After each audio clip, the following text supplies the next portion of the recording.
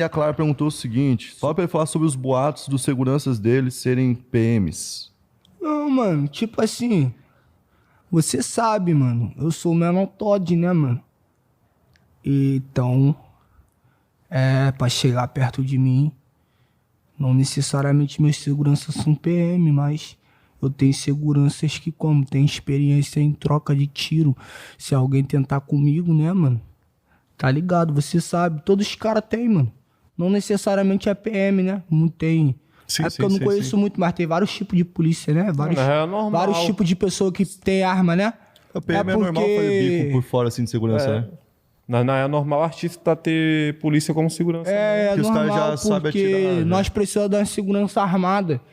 Entendeu? Não é nem de atirar, é disso, de ter o porte, tá ligado? Sim, então, o cara tem tudo certinho já. Eu não vou trazer meus amigos lá da favela. Os caras vão acabar com tudo. Alô, Messi.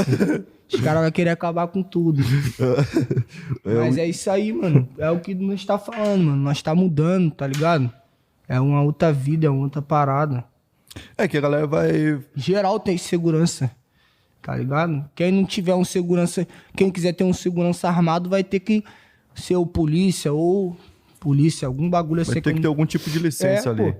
Porque senão também fica avisado, né? Na primeira que tá ali com arma aí não pode, vai se fuder. Aí, se os caras virem metendo bala, os caras vão meter de volta. E deixa isso aí pra quem pode Outro, meter até vamos bala. supor, o cara tá com a Lógico van. que não pode. Lógico que não pode meter bala. Se o presidente aí falar que nós tá podendo meter bala, o bagulho é minha carreira, né, mano? Tem que, pô... Agora o presidente falar, Menor Todd, pode meter bala, pode andar armado aí, pra cima e pra baixo. Aí eu vou, como? Vou priorizar meus amigos, né, mano? Que, como? Mas é o bicho, tá?